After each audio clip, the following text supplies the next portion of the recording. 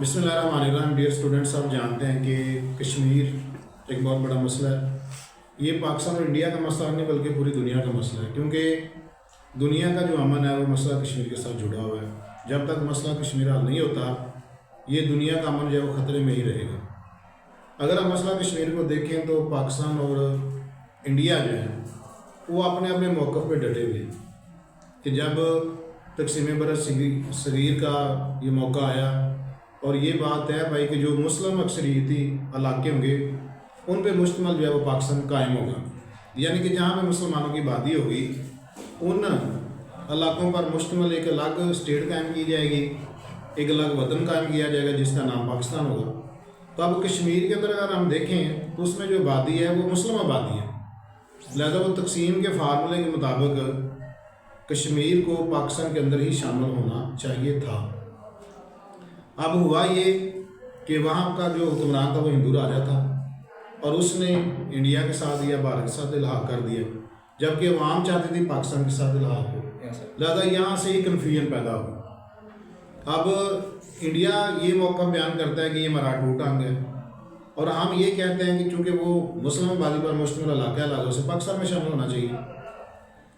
अब तक़सीम बर सग़ीर के वक्त इंडिया ने अपनी फ़ौजें दाखिल की उसमें और उस पर कब्ज़ा कर लिया और इस कब्ज़े को नाजायज़ समझते हुए कश्मीरी लोगों ने जिहाद किया, अलम जिहाद बुलंद किया और एक तिहाई हिस्सा उनसे आज़ाद करवा लिया, जो कि आज कल आज़ाद कश्मीर के नाम से जाना जाता है। जब इंडिया ने देखा कि वो बेबस है तो यही वो मसला अक़वाम मुत्तहिदा में ले गया कि जंगबंदी करवाई है। लिहाजा 1949 में जंगबंदी जो इस बुनियाद पर अमल में आई कि वहाँ के रहने वाले लोगों के से पूछा जाएगा कि वो पाकिस्तान के साथ शामिल होना चाहते हैं या इंडिया के साथ शामिल होना चाहते हैं।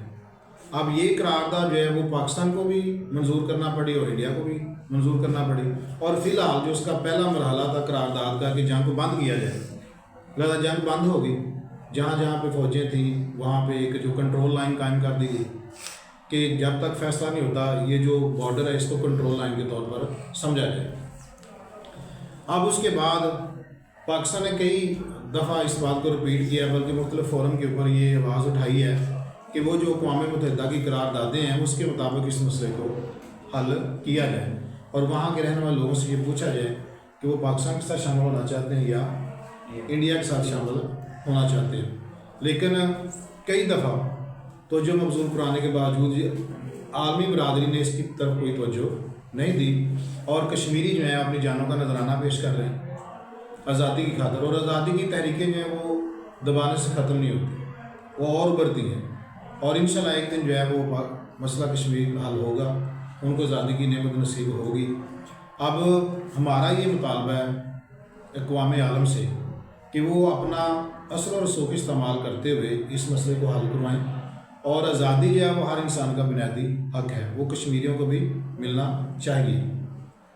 जो भी उन्होंने कुर्बानियाँ दी हैं वो इंशाल्लाह रायगा नहीं जाएंगी, कश्मीरियों का जो लहू है वो रंग ज़रूर लाएगा।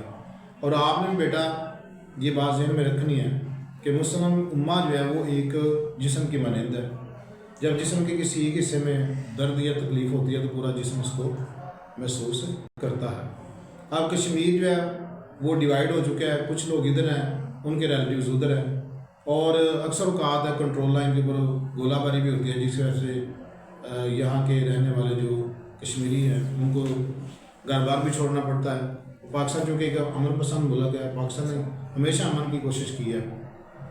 तो ये बेटा आपने बातें याद रखनी और अपनी जनरेशन में से हमने इस बात को ख़त्म नहीं होने देना कि कश्मीर जो है वो पाकिस्तान का इंशाल्लाह ज़रूर हिस्सा बनेगा और कश्मीर को आज़ादी मिलेगी और वो भी हमारी तरह आज़ाद फ़ज़ा में सांस लेंगे। अच्छा।